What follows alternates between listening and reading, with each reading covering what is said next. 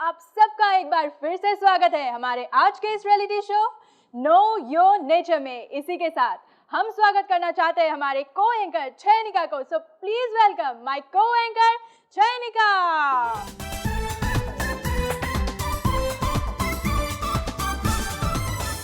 Without wasting much of our time, welcome you all to the brand new series of the semi-final round of Know Your Nature Quiz Contest.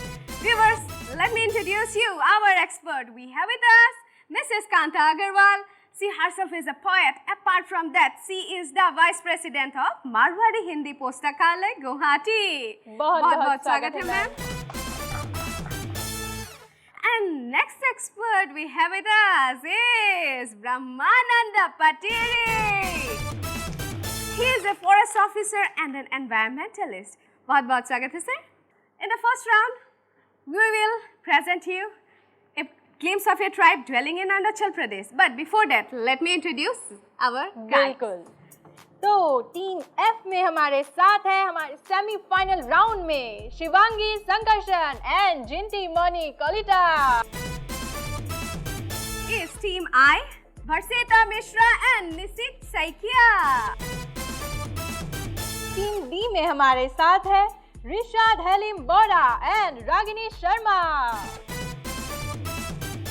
So in the first round, we will present in front of you a glimpse of a tribe dwelling in Arunachal Pradesh, and that beautiful tribal community is none other than the Tagin community.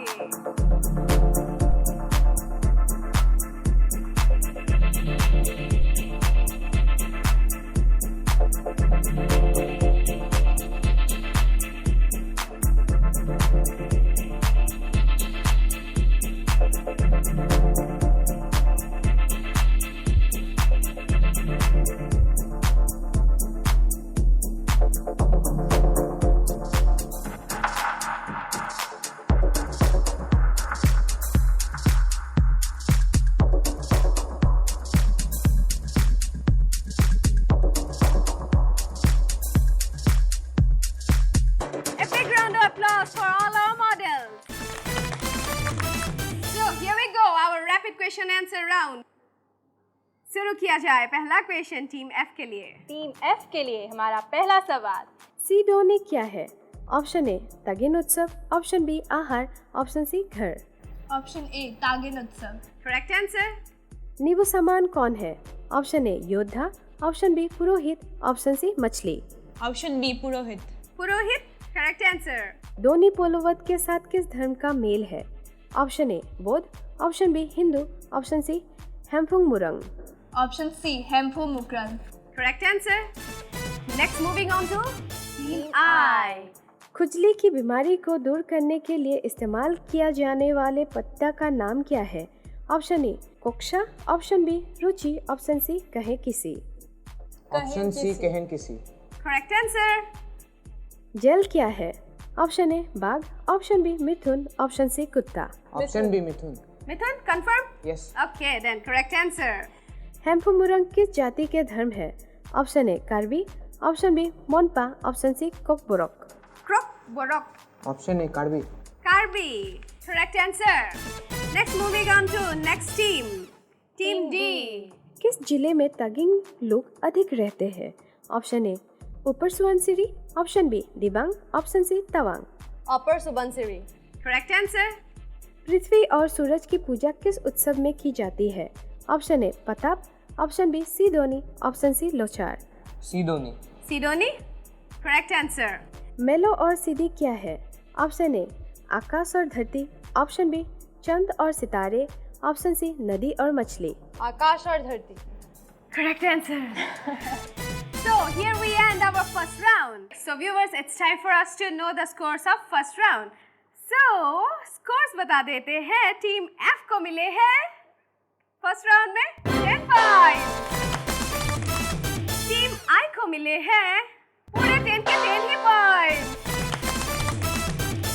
Team D को मिले हैं पूरे 10 point. So we are going to start the second round. Second round is all about poetry. So without wasting much of our time, let's start our second round, okay? Computer ji play कीजिए पहला poem पहले team के लिए, team F के लिए। वृक्ष की मौत पर तरुण भटनागर। वह मिटा कि मेरा घर आंगन यतीम गुमनाम बना। तपी न था कोई, तभी तो नहीं बना वह बोधि वृक्ष, पर वह कड़वा नीम आंगन वाला अब चिपका है मेरी स्मृति दीवार पर, जैसे फिल्म वाला पोस्टर पर हैं कुछ अधूरे चित्र, युद्ध में बम वर्षकों की सूचना देने वाले सायरन की तरह सहमा देने वाले। तो चलिए बता दीजिए तरुण भटनागर, क्या बोलते हैं वृक्ष की मौत पर?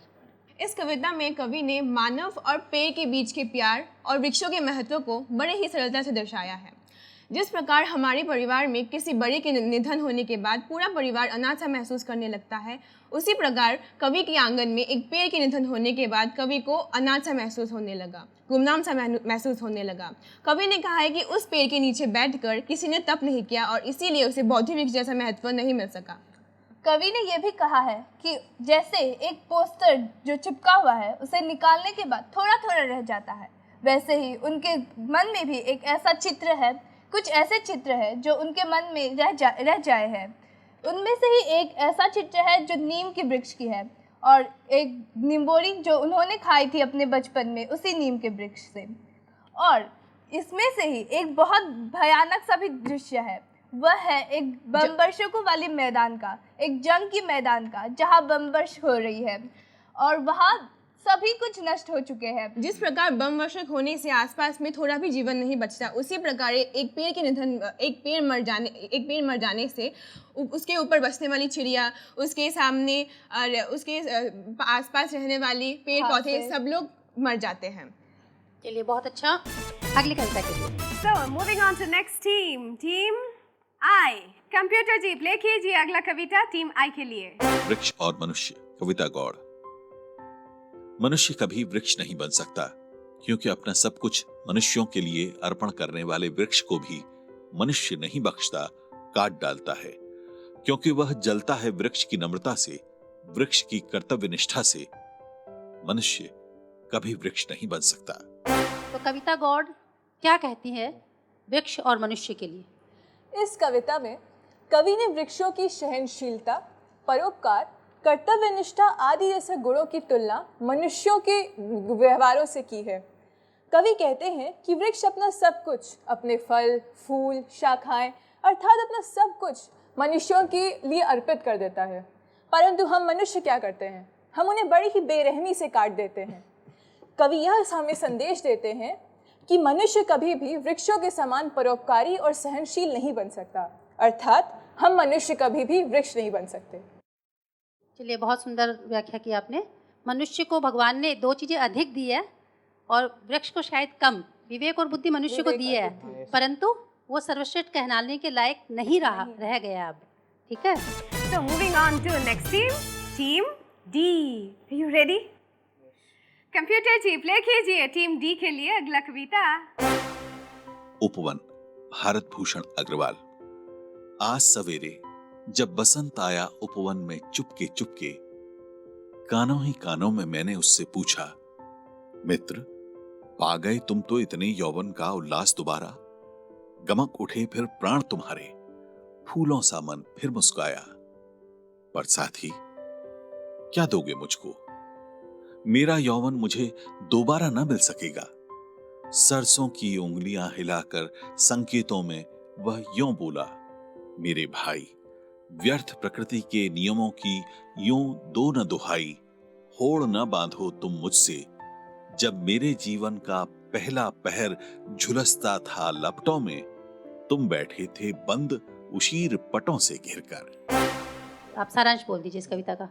यहाँ पे जो कवि है वो भी अपने जीवन में वसंत रूपी यौवन को बार बार प्राप्त करना चाहते हैं।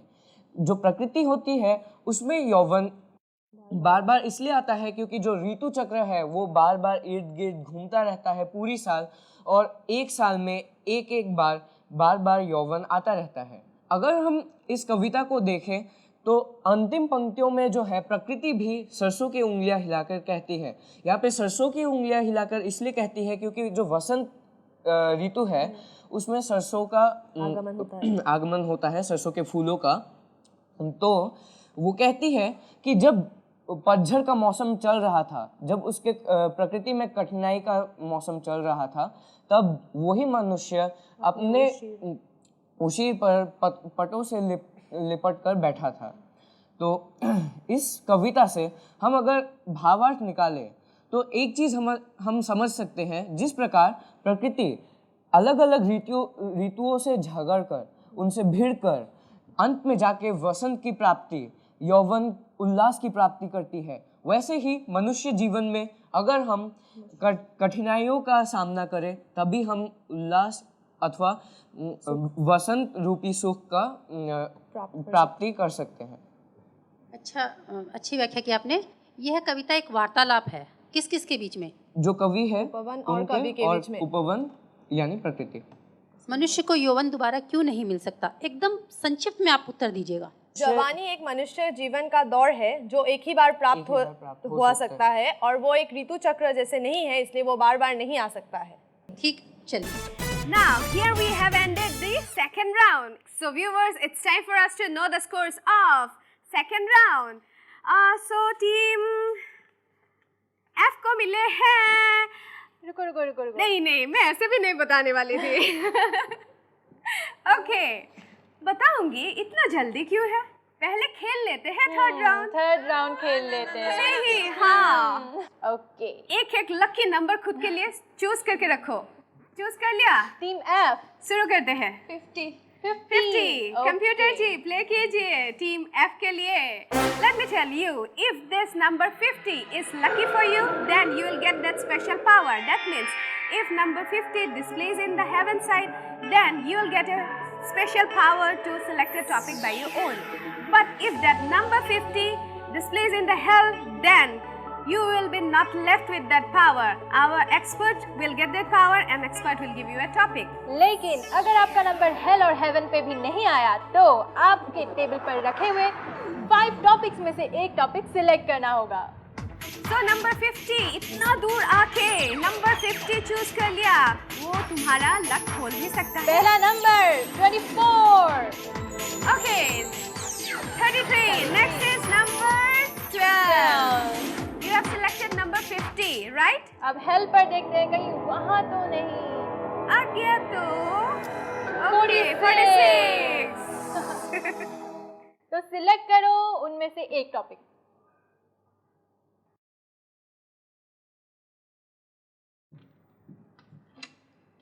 तो टीम एफ को टॉपिक मिला है Poaching a threat to conservation. Before the agricultural revolution, hunting was a means of survival and it was expected to decline after. But however, it is still a major threat to wildlife conservation. हमारे इतने सारे कानूनों के बावजूद, इतने सारे acts के बावजूद भी हम वाइल्ड संरक्षण में असफल हो रहे हैं, क्योंकि पोचिंग एक बड़ा कारण है हम वाइल्ड लाइफ में संरक्षण में असफल होने का। काजीरंगा में राइनोज, फिर ईटानगर में हॉर्नबिल, मॉलिंग में रेड पांडा जैसे अन्य कई जीवों की जनसंख्या धीरे धीरे कम होती जा रही है। भारत में 1153 एशियाटिक लायंस, 2500 बंगाल टाइगर और करीबन 3000 इंडियन राइनोसोरस से बच गए हैं।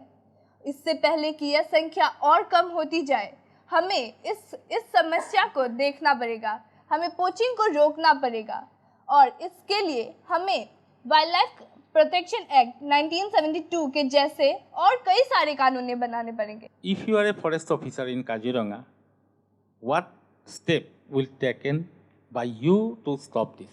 अगर मैं खुद एक फॉरेस्ट ऑफिसर होती तो मैं सभी जगह में साइरन लगाती ताकि पोचर्स को आइडेंटिफाई किया जाए। गन की साउंड को आइडेंटिफाई करने वाले कुछ चीज़ें लगाती ताकि पोचर्स को हम आइडेंटिफाई कर सके। Teach everyone, we'd like to aware everyone. Yes, that is the last point you have taken nicely, because until and unless publics are aware, we cannot stop poaching. Yes. Thank you. Thank you, sir. Okay, moving on to next team. Team I. Which number would you like to select? 46। 46, confirm? Yes. Number 46, computer ji play कीजिए team I के लिए। Number 46 might be displayed in the heaven side or it might not. If it displays in heaven, then you'll get a special power to choose a topic by your own.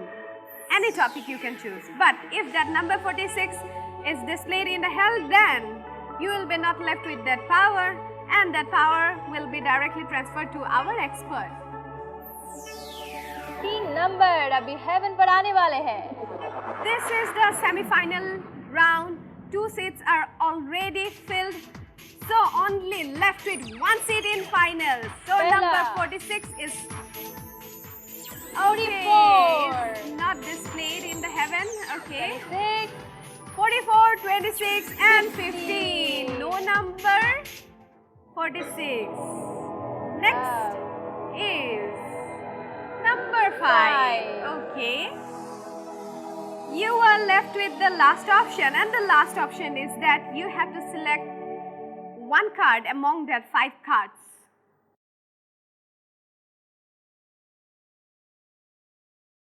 The topic is ecosystem of a forest. In our environment, the living and non-living things are mutually interdependent on each other. The living things contain plants, animals, humans, and the non-living things contain air, water, temperature, climate, etc. तो अब इतना diverse environment है, इतने सारे organisms हैं, इतनी species हैं, अब हर ट्री को काउंट करना, हर प्लांट को काउंट करना इट्स नॉट पॉसिबल. बायोडाइवर्सिटी में जो चेंजेस होते हैं उनको भी हर चीज़ को नोटिस करना it's not that possible. So we have classified, not we, the scientists have classified organisms into 3 parts. Number 1, producers, consumers and decomposers. Producers, as the name suggests, they produce. This group mainly contains plants. Plants जो है अपनी energy खुद बनाते हैं sunlight की presence में. Consumers, we humans are consumers. Consumers वो होते हैं जो producers पर totally dependent होते हैं अपनी food requirements के लिए. And decomposers, they are so really important for our environment, for our bio ecosystem, because decomposers decompose every dead and decaying matter into organic or biodegradable form. So they are really very important. अब आजकल हम notice करते हैं कि हमारी surroundings में पेड़ बहुत कम हो रहे हैं.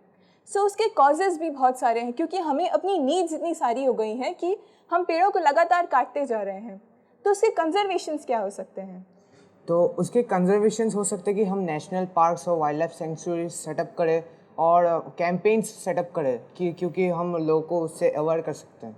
लोगों को अवेयर होना बिल्कुल ज़रूरी है. Thank you.